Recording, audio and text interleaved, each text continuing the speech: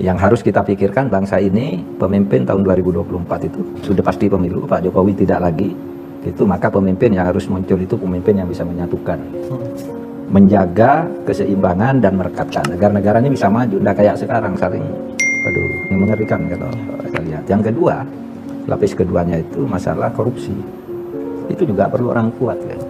Ini korupsinya kan udah tidak terkendali.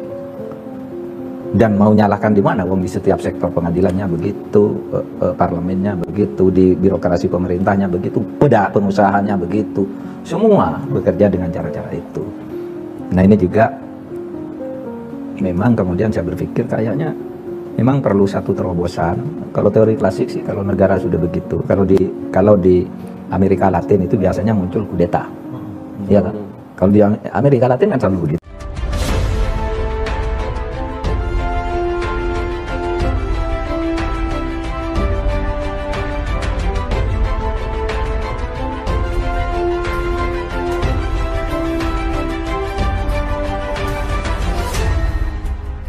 Tonton video ini sampai selesai agar Anda tidak gagal paham. Sobat Nami Mas Mustafa, kembali lagi bersama dengan kami untuk mengulas fakta-fakta perpolitikan dan juga informasi terkini di tanah air. Bukan cari panggung, Mahfud MD sepertinya frustasi pada pemerintahan Jokowi, tapi ia takut mundur. Ada kesan frustasi ditunjukkan oleh Menko Bidang Politik dan Hukum, yaitu Mahfud MD terhadap pemerintahan Jokowi dan Ma'ruf Amin dalam mengatasi persoalan polarisasi. Direktur Eksekutif Oversight of Indonesia's Democratic Policy, Satyo Purwanto melihat Mahfud seperti frustasi, namun tidak berani untuk mundur dari kabinet. Dia sebenarnya sudah frustasi dengan pemerintahan Jokowi, namun sayangnya dia tidak punya keberanian untuk mundur dari kabinet. Tegas Satyo kepada kantor berita politik RMOL pada Selasa 26 April.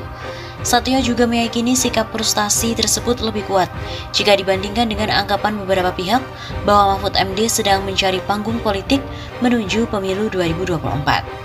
Satyo menyatakan pernyataan Mahfud MD merupakan bagian dari analisa keadaan bahwa kondisi polarisasi semakin tajam. Lalu siapa yang menciptakan polarisasi tersebut? Tentu saja pemerintah dengan membayar para buzzer perusak persatuan bangsa, tanda Satyo. Seperti kita ketahui bahwa Mahfud MD mulai menjaga jarak, di mana menyiratkan kehancuran negara ada di pundak Jokowi. Direktur Eksekutif Median Riko Marbun mengatakan, keraguan terhadap kepemimpinan Jokowi kini tidak hanya lagi muncul dari masyarakat biasa, tetapi juga sudah menyambar ke pejabat pemerintahan itu sendiri. Kata dia, salah satu yang buka-bukaan soal situasi dan kondisi bangsa sekarang ini adalah Menko Bidang Politik Hukum dan Keamanan Menko Polhukam Mahfud MD. Menurutnya, Mahfud, keadaan bangsa tak kunjung bertransformasi menjadi negara maju, justru malah semakin mengerikan.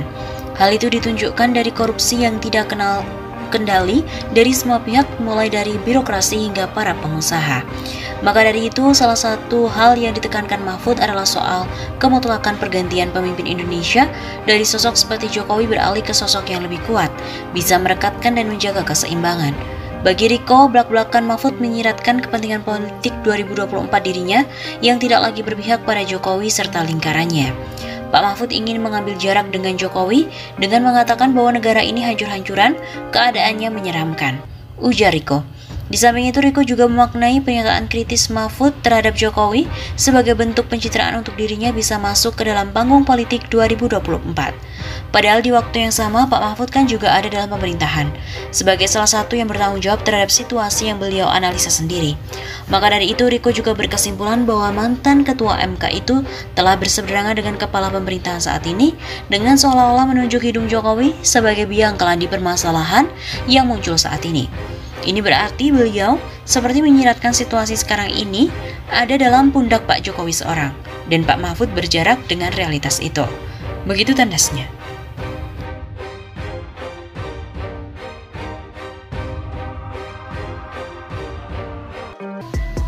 Mahfud MD selaku Menko berpikir perlu adanya kudeta. Ini negara mau hancur, saya ambil. Apa maksudnya? Pernyataan Menko Polhukam Mahfud MD yang membahas mengenai kasus penganiayaan Ade Armando memicu spekulasi politik dan bisa berkembang liar. Aktivis Syahganda Nainggolan secara tegas meminta Mahfud MD menyampaikan klarifikasi atas pernyataannya tersebut. Apalagi Mahfud MD turut menyinggung pernyataan mengenai kudeta. Menko Polhukam Mahfud MD terus menjelaskan lebih jauh tentang isu kudeta yang dia sampaikan dalam sebuah wawancara media online terkait dengan mengatasi krisis leadership nasional. Kata Syahganda Nainggolan dalam keterangan tertulis pada Jumat 22 April. Menurut Syahganda, istilah urgensi pemimpin kuat dan cara kudeta yang dilakukan di negara lain sebagaimana disampaikan Mahfud perlu diuraikan lebih lanjut. Ini perlu diuraikan lebih lanjut mengingat isu ini bisa memicu spekulasi politik yang memperdalam krisis yang ada. Sambung Syahganda. Hal lain, publik juga dikhawatirkan menganggap Mahfud MD sudah menilai kepemimpinan Jokowi gagal. Menko Polhukam sudah memproyeksikan bahwa sampai pemerintahan Jokowi ke depan, rezim ini sudah tidak mampu lagi menyelesaikan krisis leadership dan korupsi ini. Tanda Syahganda. Dalam pernyataan yang diunggah pada video 20 detik, Mahfud MD menyinggung masalah ideologis dan polarisasi yang tajam saat membahas kasus Ade Armando. Mahfud menyebut perlu orang kuat yang bisa menyatukan antara agama dan negara serta bisa diterima semua pihak pada 2024 nanti. 2024 nanti pasti Pak Jokowi sudah tidak ada lagi, maka pemimpin yang harus muncul yang bisa menyatukan, menjaga keseimbangan dan merekatkan. Negara-negara ini bisa maju, enggak kayak sekarang saling waduh mengerikan kalau saya lihat. Jelas Mahfud. Mahfud juga menyebut masalah korupsi di Indonesia sudah tidak terkendali dan membutuhkan orang kuat untuk memimpin. Memang kemudian saya berpikir, kayaknya perlu satu terobosan kalau teori klasik, kalau di Amerika Latin muncul kudeta. Ini negara mau hancur, saya ambil. Tegas Mahfud.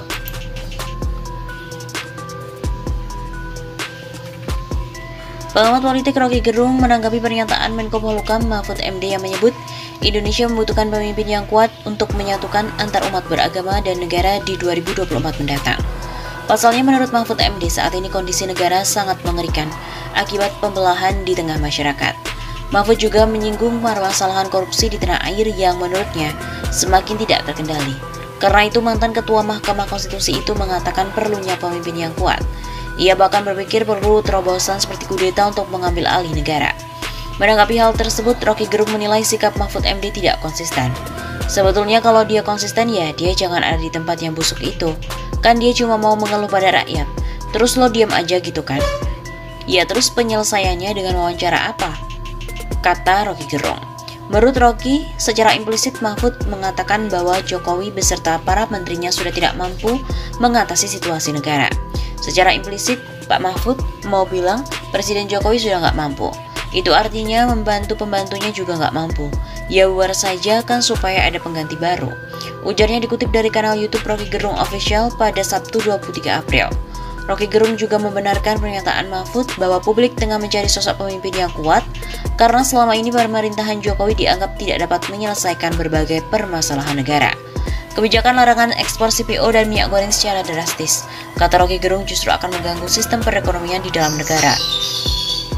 Padahal sebetulnya ini cuma soal teknis bagaimana mendistribusikan minyak goreng itu dan atasi dengan kebijakan yang terukur.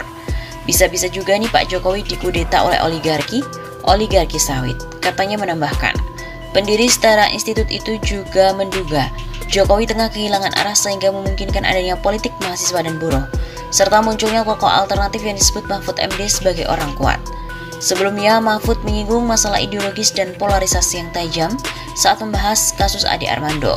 Mahfud menyebut perlu orang kuat yang bisa menyatukan antara agama dan negara, serta bisa diterima semua pihak pada 2024 nanti.